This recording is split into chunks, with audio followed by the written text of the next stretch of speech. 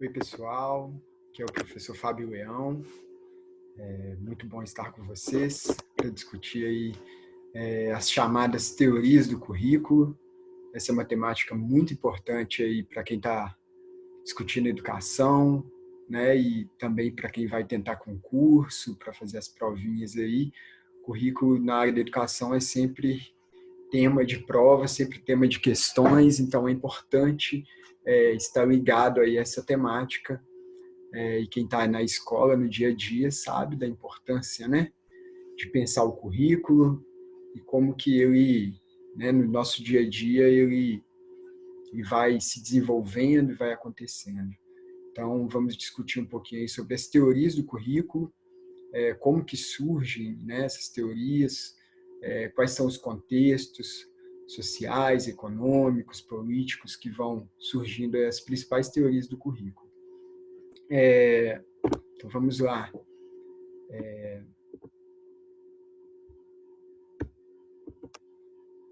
A primeira coisa que a gente precisa pensar, então, né, para a gente discutir as teorias do currículo, né, não tem outra forma, é pensar o conceito de currículo e como que ele, ao longo do tempo, ele vai variando. A primeira coisa que eu chamo a atenção e é importantíssimo para todos nós é entender que, quando a gente está pensando em currículo, nesse conceito, a gente está falando de um conceito que é complexo, né? Que ele traz significados muito diferentes, né? Então, existem diversas definições para o que seja currículo, né? E isso, ao longo do tempo, isso vai modificando, né? Então, mas existem uma gama de definições aí para pensar o conceito de currículo. A gente entende um currículo escolar, né, como, e aí eu até trago aí como um tópico nosso aí, que é como um programa de uma disciplina, de um curso qualquer, são as várias atividades educativas, né, que acontecem na escola, né, então são os conteúdos que a gente seleciona. Então o currículo ele traz, né, o seu conceito assim, entre as suas diversas definições, a gente tem uma ideia mais geral que ele vai ser traduzido, então, nesses programas de disciplina que a gente tem, as atividades educativas na escola, enfim. Sacristã é um grande teórico aí, né, que pesquisa muito a questão curricular, né?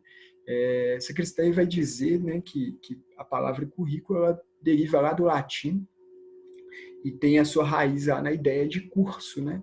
Um curso mesmo, curso de um rio, né? Então, e ele vai dizer também que o próprio conceito de currículo, né, da maneira que a gente pensa ele na educação, nas políticas públicas, ele está ligado às questões de poder, às disputas que existem na sociedade, às diversas ideologias, aos valores, aos interesses que existem na sociedade, interesses econômicos, culturais, políticos. Então, tudo isso vai influenciar a construção do currículo. E aí que é o grande, que é super relevante pensar nisso aí, é que o currículo ele não é algo estático, né? Ele está em constante transformação. É por isso que a gente tem as várias teorias para pensar essas transformações que vão acontecendo e por que elas vão acontecendo.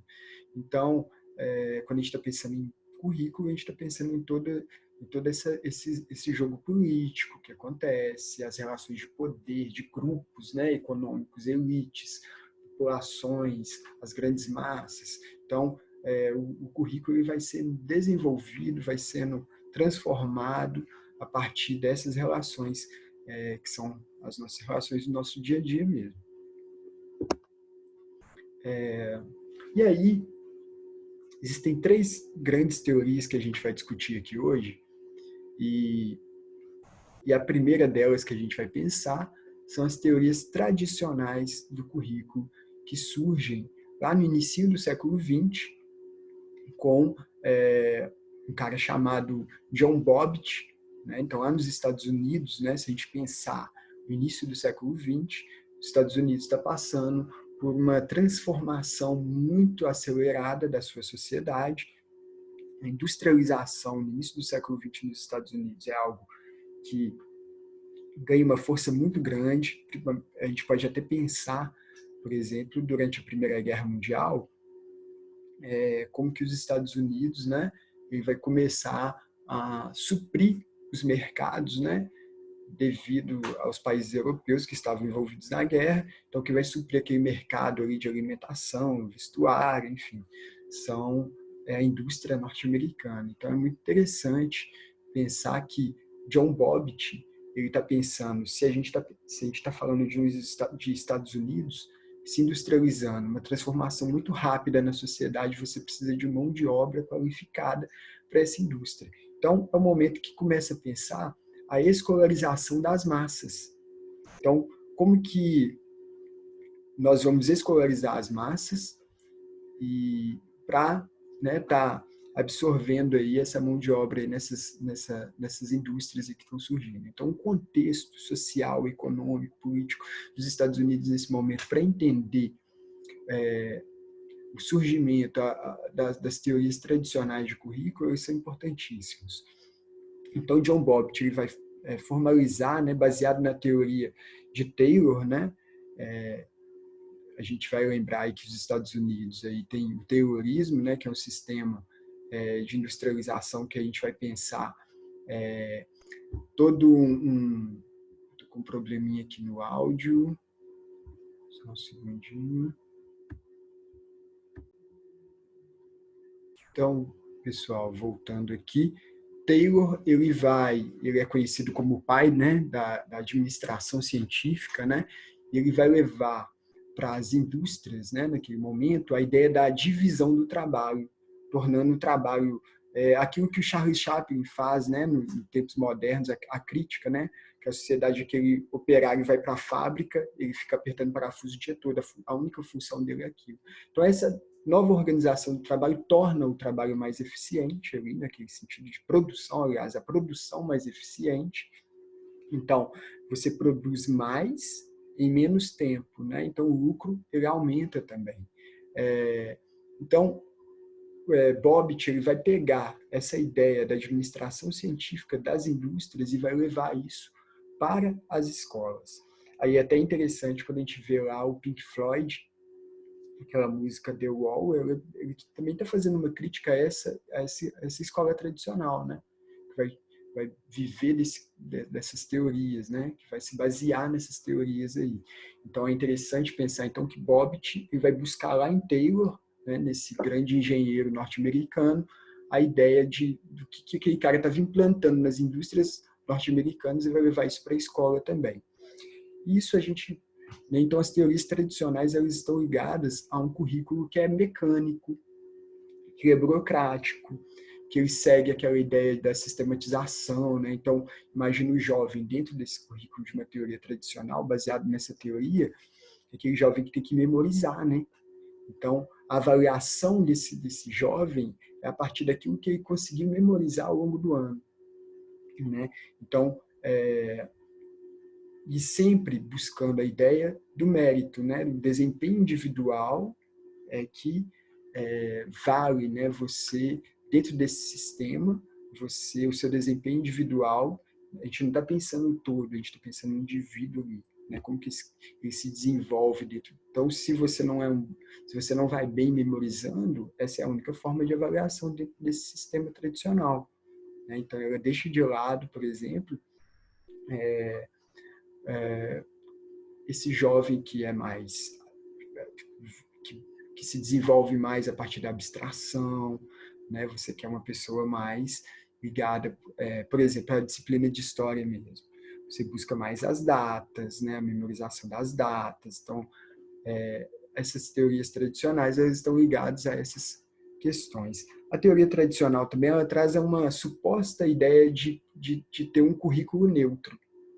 É como se o currículo ele está pronto ali, colocado, e ele traz uma neutralidade, né? E todos ali vão a partir daquele currículo, conseguir se desenvolver das mesmas maneiras, né? Ele não traz ali a ideia de se pensar a sociedade, como que ela está colocada, né? Se existe uma grande desigualdade entre os grupos, né? Então traz uma suposta neutralidade a ideia desse currículo na teoria tradicional. E é sempre bom lembrar, então, que então, as teorias tradicionais elas surgem num contexto de escolarização das grandes massas nos Estados Unidos, tinha que se ter um novo currículo para formar pessoas para essa nova sociedade industrial. Então, a teoria tradicional ela surge aí com Bobbitt aí a partir dessas concepções aí da indústria mesmo, tá? Vamos para o próximo slide. Dentro da teoria tradicional, o professor, dentro do processo de ensino-aprendizagem, o professor ele se figura ali, ele aparece como uma figura central nesse processo. Então, na teoria tradicional, o professor ele tem a sabedoria e ele vai, a partir do processo de uma metodologia, passar essa sabedoria e depositar na cabeça da criança. A gente vai ver mais para frente Paulo Freire, ele vai criticar muito essa teoria tradicional, o que ele vai chamar de educação bancária, É como se a gente depositasse o conhecimento na cabeça da criança. E a gente sabe que o processo de ensino-aprendizagem ele é muito mais amplo do que isso, A gente sabe que as crianças, os jovens, os educandos, os idosos, todos eles trazem também saberes e experiências de vida para a escola também, que se somam, nesse processo aí. Então, mas dentro da teoria tradicional, não. Isso não é válido.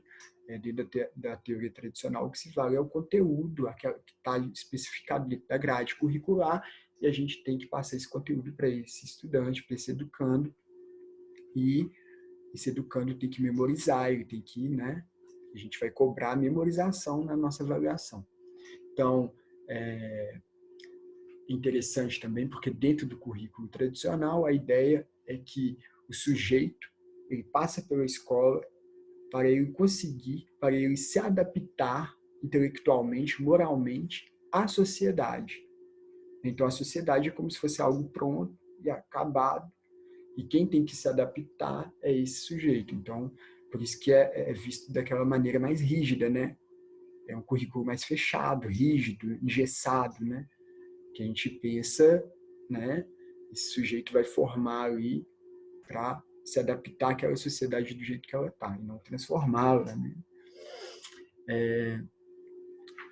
É valorizado uma aprendizagem que traz essa ideia do automatismo, A memorização é a coisa do automatismo, você não precisa refletir muito, Você precisa simplesmente memorizar e tal.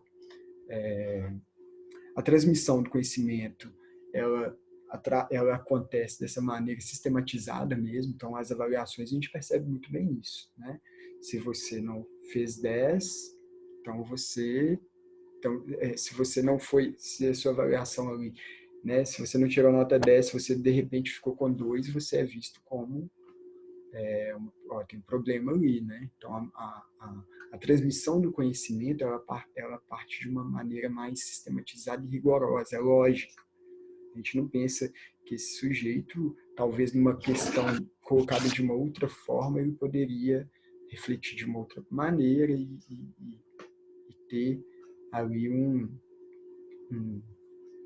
ganho, uma resposta bacana para aquela questão. Não, a gente pensa de uma maneira bem rígida mesmo, e a ideia da memorização é muito importante aqui dentro dessa teoria tradicional.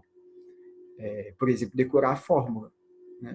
Decora a fórmula para fazer a prova. Às vezes você não entende o processo, o que está acontecendo ali.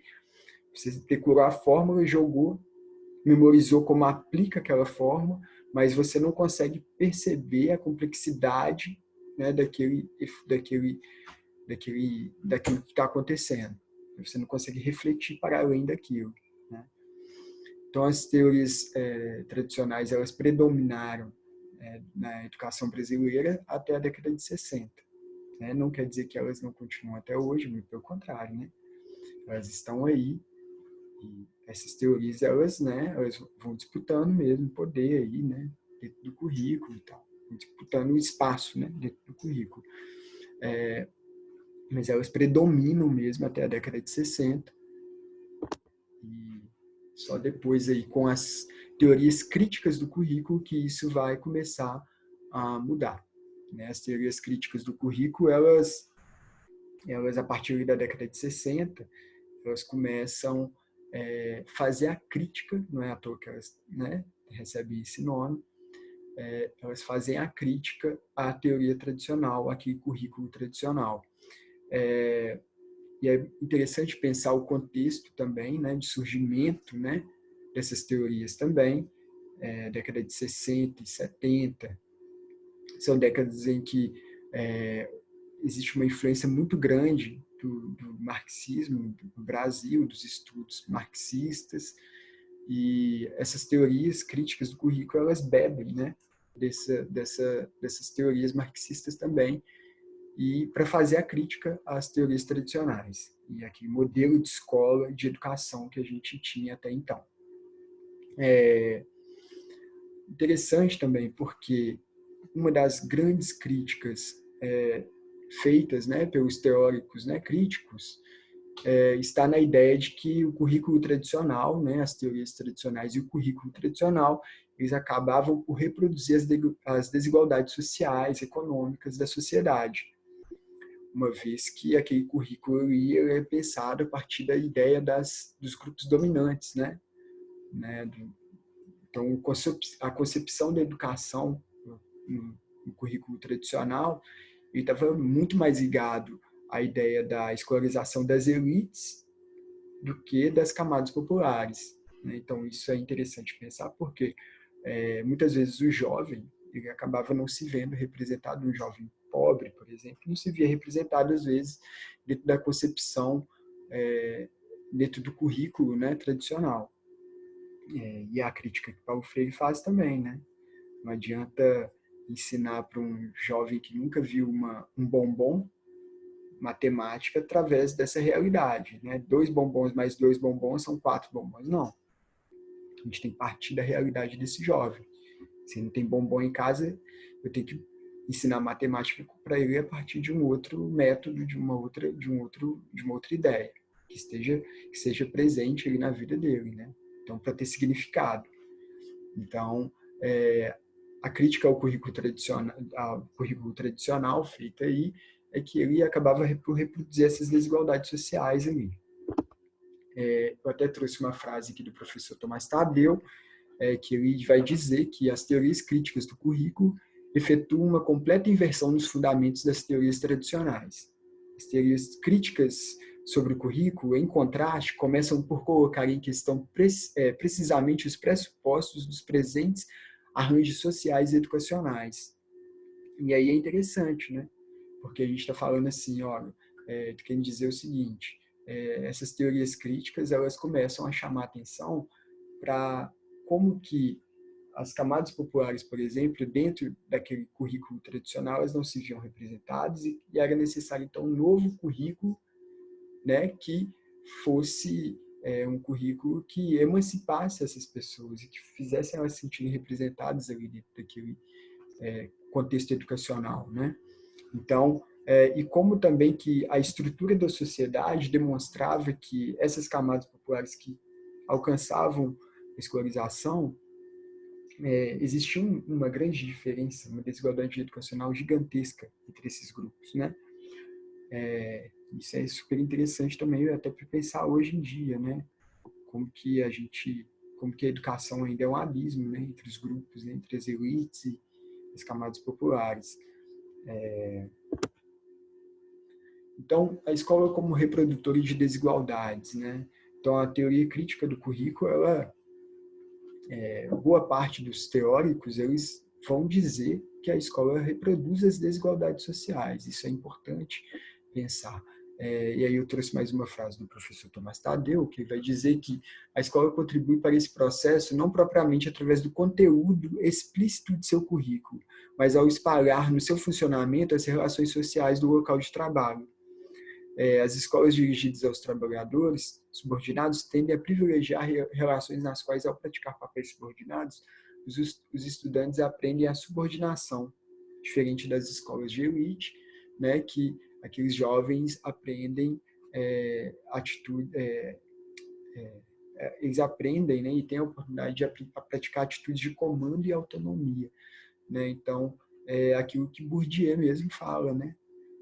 Bourdieu é um dos conhecidos aí como, né, um dos teóricos da ideia da reprodução das desigualdades, a escola como reprodutora de desigualdades. Bourdieu vai dizer da ideia do hábitos, né? A escola acaba, ela é construída, esse currículo é construído a partir dos hábitos das classes dominantes. Então, aquele jovem, ele não se vê pertencente, aquela coisa toda que a gente falou. E ele acaba aprendendo, dentro daquele contexto, muito mais a ser submisso e aceitado que, né, se posicionar dentro de uma situação de comando, de autonomia. Alguns teóricos críticos importantes, a gente tem o Apple, que vai discutir as relações entre ideologia, currículo e poder. É muito interessante a discussão que ele faz, né? Porque ele vai trazer o papel, porque tinha essa ideia, então, dentro das teorias tradicionais, da neutralidade do currículo. E aqui ele já vai trazer a ideia de ideologia, currículo e poder, né? Ele vai discutir essa relação, e vai dizer não existe neutralidade na educação, né? Existe uma relação de poder aqui, que o currículo ele passa por esse embate, né, de poder. Para que a gente está construindo esse currículo? Qual que é o objetivo desse currículo? Né? Quais são os objetivos quais as finalidades que eu quero? Né? Então, ele fala que o currículo é construído a partir desses embates entre ideologias, poder, né? Então, um outro teórico muito importante também para a gente pensar em conceito de currículo, e faz parte dos teóricos críticos, é o Althusser. O Althusser ele vai falar da escola como aparelho ideológico do Estado, né? Dizer que é ali na escola que a escola acaba sendo esse espaço em que a ideologia, né, das classes dominantes vão ser passadas ali para todas as pessoas, né? Bourdieu, a gente até falou sobre ele fala da reprodução das desigualdades na escola, né? Então ele fala por meio da cultura que é passada na escola, né? A cultura dominante é valorizada na escola e ela é passada como a certa, como a mais culta, como a verdadeira, como a única, então reproduz aquela cultura dominante. Então aquele jovem ele tem que aprender dentro daquele jogo, daquela cultura dominante, mesmo se sentindo uma pessoa diferente, mesmo sabendo ou não sabendo, talvez, mas existe ali uma diferença muito grande e isso influencia muito na trajetória escolar desse estudante, com certeza, né? Aqui no Brasil, Paulo Freire não vai sistematizar uma discussão, uma teoria crítica, né, do currículo, mas ele vai trazer na sua obra, né, no geral, a discussão da educação como problematizadora da realidade, né? E é aquilo que a gente falou, não adianta a crítica à educação bancária, né? Ao contrário, a educação ela acontece no dia a dia, tem que valorizar os saberes dos educandos, as experiências sociais desses educandos, para pensar a educação também. Né? Então, quando a gente está pensando no currículo, ele tem que traduzir a realidade desses educandos, tem que problematizar a realidade desses educandos. Até mesmo para sentido, para a ideia do pertencimento mesmo. Né? A escola não atua pela inculcação da cultura dominante às crianças e jovens das classes dominantes, mas, ao contrário, por um mecanismo que acaba por funcionar como mecanismo de exclusão. O currículo da escola está baseado na cultura dominante. Ele expressa na linguagem dominante, ele se expressa na linguagem dominante, ele é transmitido através do código cultural dominante. As crianças das classes dominantes podem facilmente compreender esse código, pois durante toda a sua vida elas estiveram imersas o tempo todo nesse código. Em contraste, para as crianças e jovens das classes dominadas, esse código é simplesmente indecifrável. Né? Por exemplo, você está discutindo lá Egito, e dentro de um sexto ano, numa periferia, por exemplo, e aquele jovem ali não faz a mínima ideia onde fica o Egito. Né? Pode acontecer, né? Isso. Ao contrário das classes dominantes, né? Então você está estudando dentro do material didático que está trabalhando aquelas questões todas, às vezes longe, né? Estou trabalhando patrimônio, trabalhando com patrimônio lá do Egito.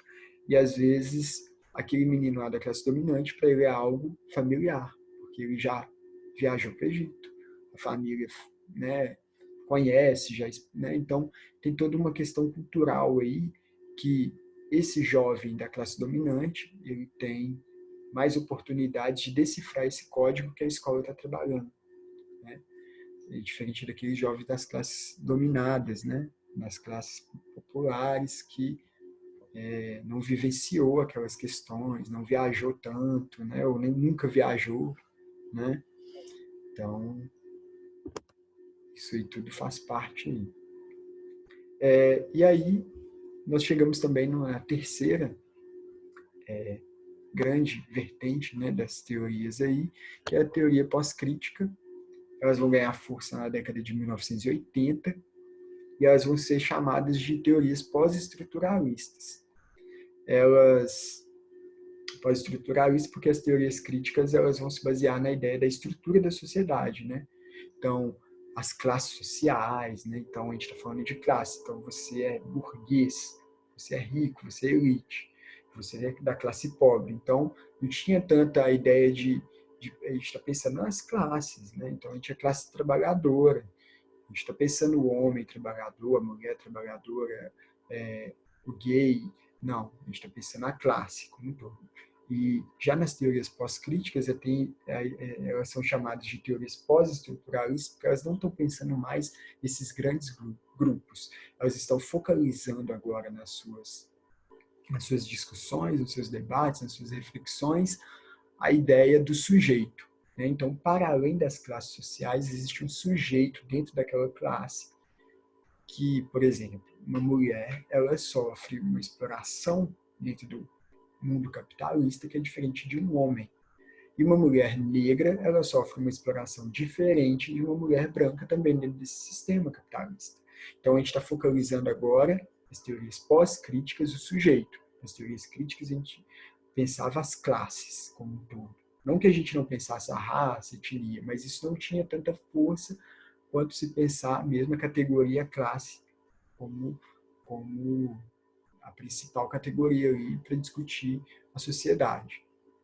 Então, e uma das ideias aí importantes também para pensar as teorias pós-críticas é a ideia de que não existe um conhecimento único, verdadeiro, absoluto, né? A gente está falando de diversidade, se eu estou falando de sujeitos, não estou falando só de classe que era engessado assim, né? Dentro dessa, pelo menos para os teóricos pós-críticos, né? Classe tinha ainda um engessamento que era não conseguir pensar esse sujeito lá dentro da classe.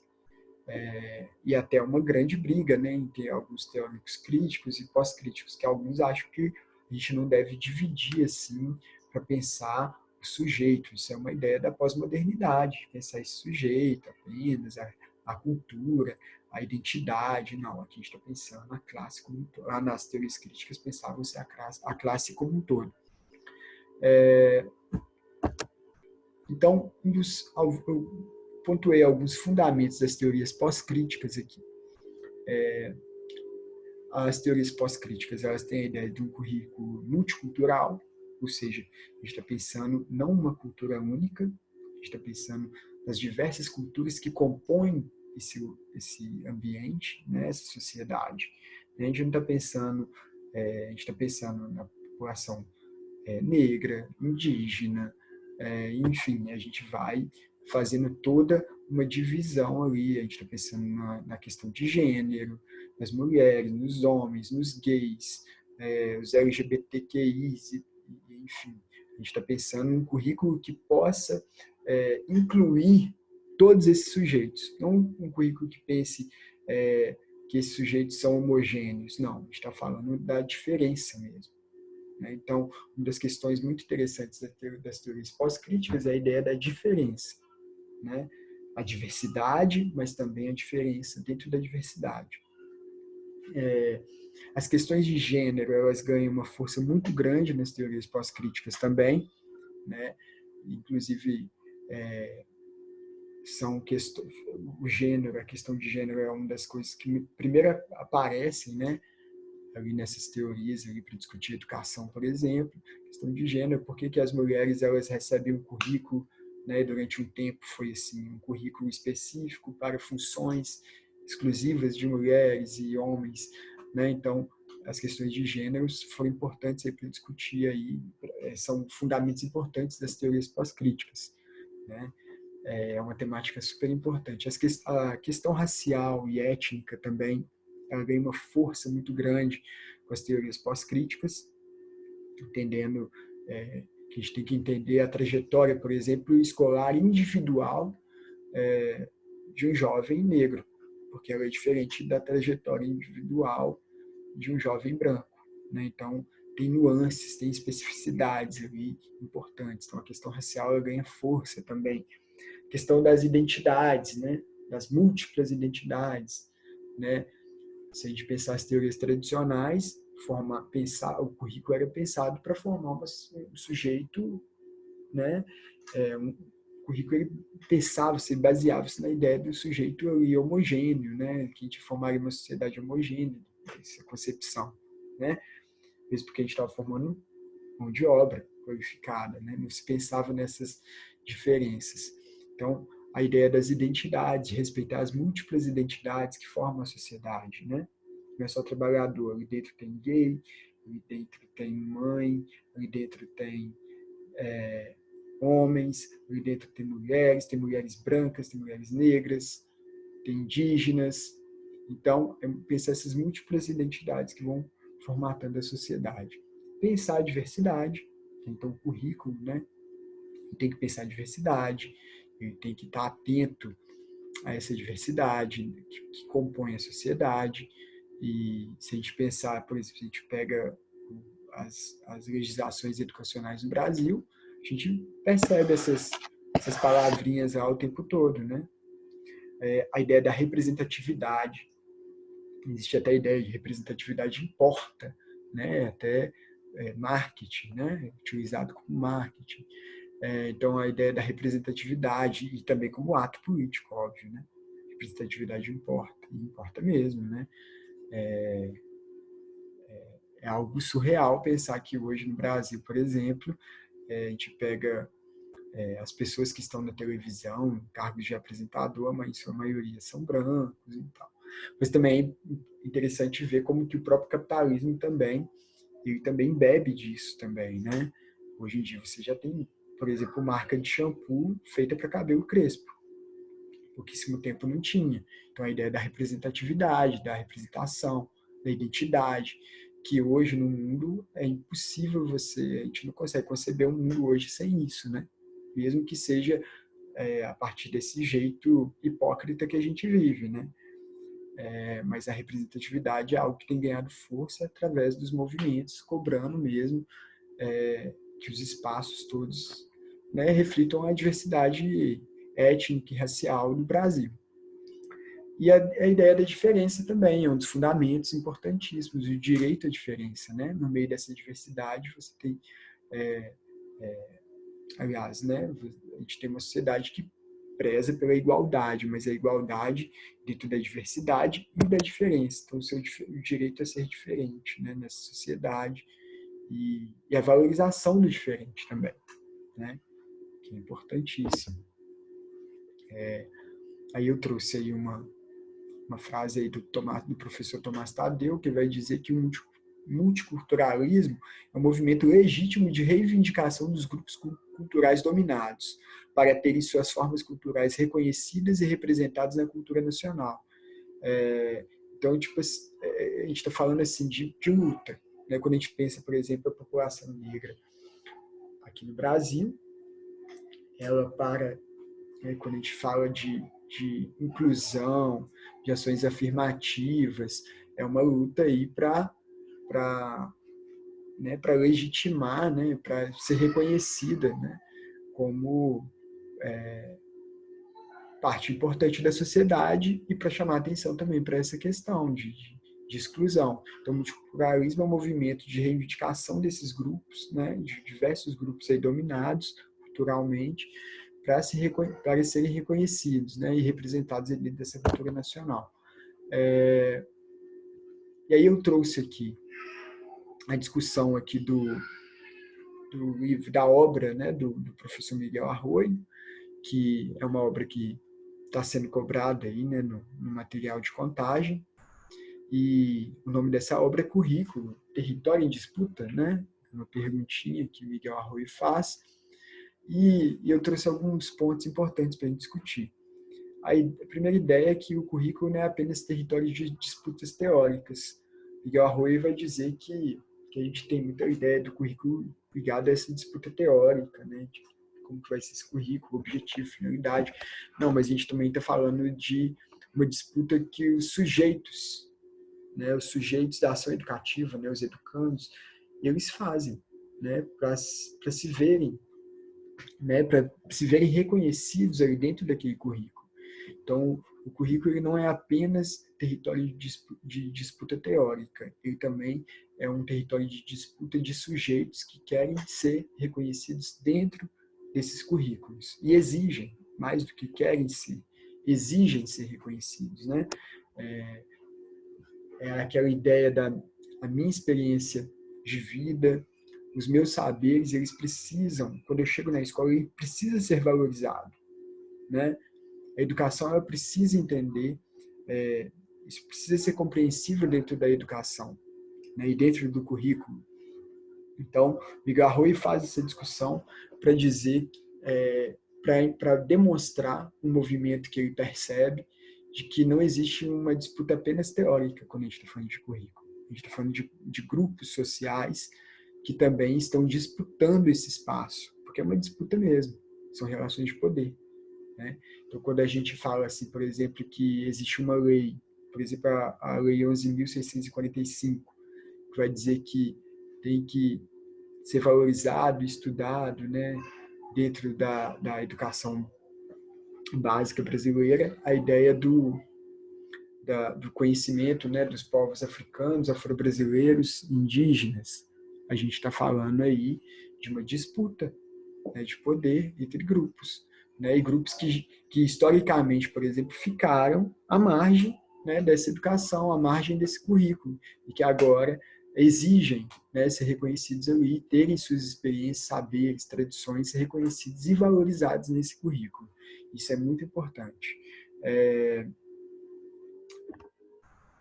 Voltando, o currículo oficial, né, é um outro ponto que o Arroyo coloca, o currículo oficial está cada vez mais pressionado pelos coletivos populares. Aí é aquilo que a gente discutiu.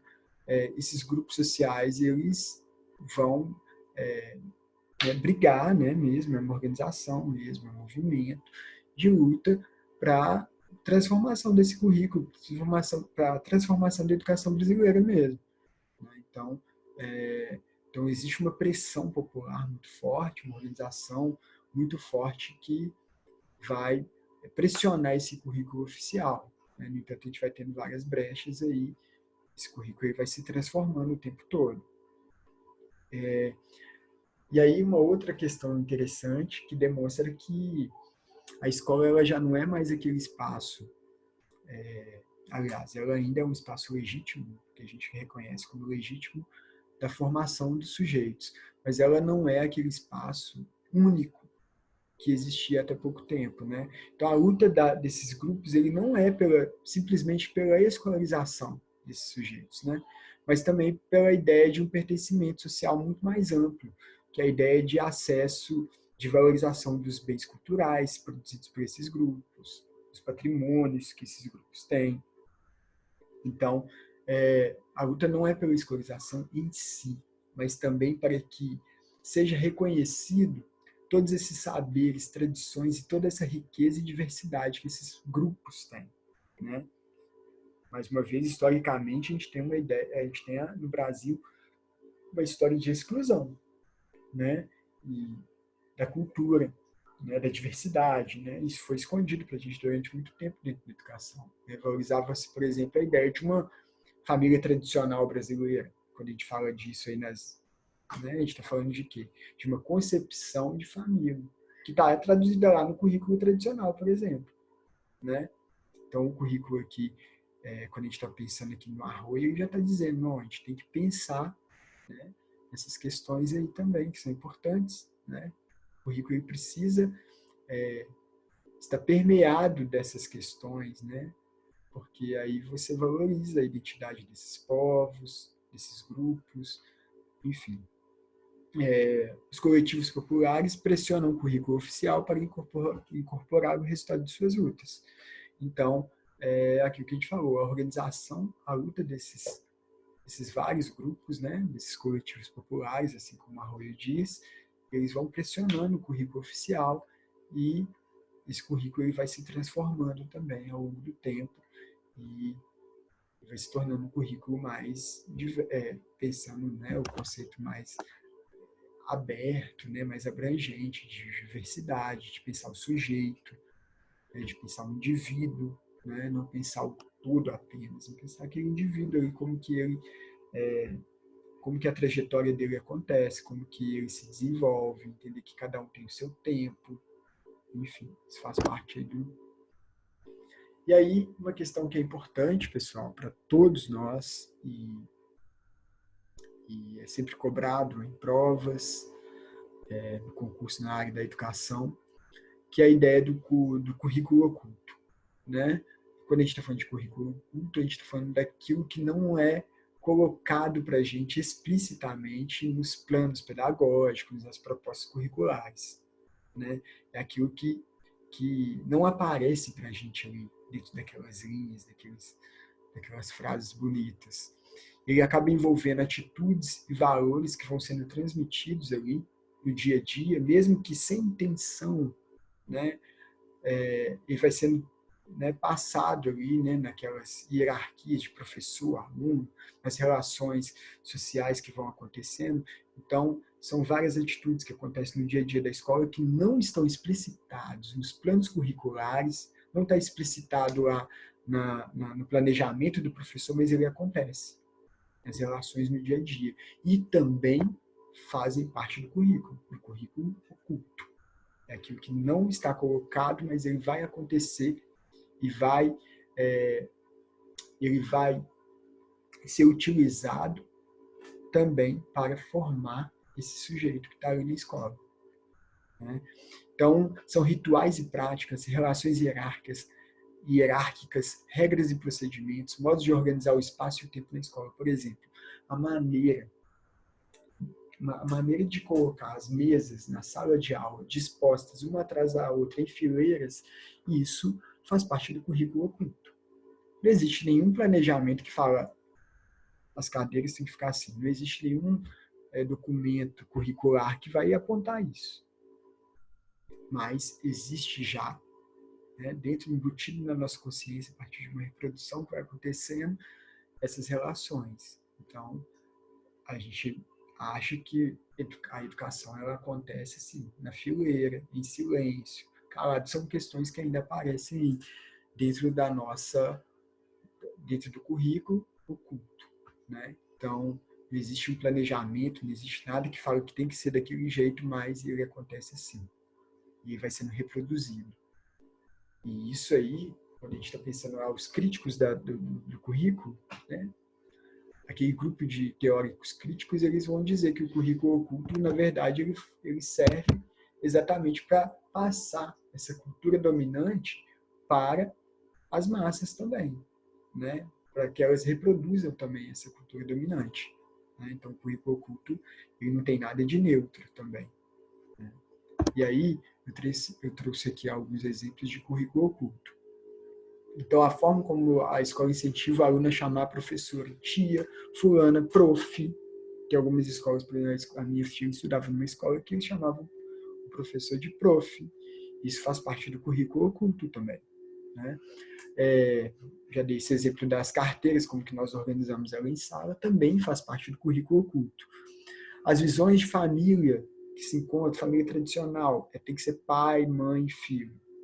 Né? A gente sabe que isso também faz parte do currículo oculto. E muitas vezes na escola, a gente escuta. Se algum estudante ele vem de uma família diferente dessa, tradicional, muitas vezes ele sofre ali por conta desse currículo oculto, né? As brincadeiras que acontecem nas relações no dia a dia ali, é o currículo oculto, tá? O currículo oculto também, ele não aparece no planejamento do professor, a gente já falou isso, ele não está planejado, ele não acontece ali, o professor não está pensando naquilo. Por isso que também é importante a ação do professor, né? Às vezes o currículo oculto ali, ele é uma grande chance que a gente tem de talvez discutir alguma questão. Então, quando o aluno, ele, de certa forma, ele comete um preconceito com o outro, né, a partir dessa ideia dessa reprodução aí do currículo oculto. Então, pode ser que ali seja um momento também do professor tomar uma atitude e algo que pode ser positivo também, né? Mas geralmente ele vem com uma sutilidade que traz a ideia da dominação, né? Você cria ali já naquele ambiente, você reproduz naquele ambiente certas coisas que demonstram essa hierarquia da sociedade mesmo, né? Como que a sociedade ela se organiza.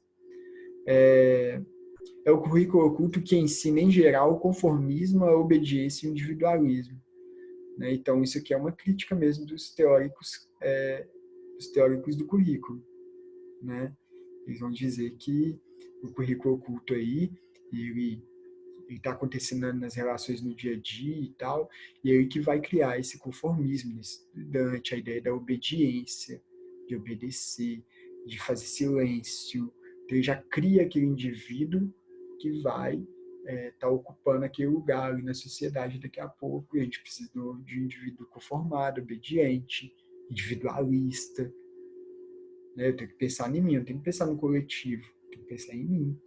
Se eu estou com o meu emprego aqui, né, tá dando tudo certo, tem que pensar em mim. Então, esse currículo oculto aí é que vai traçar esses caminhos. Bom, nossa aula vai terminar por aqui.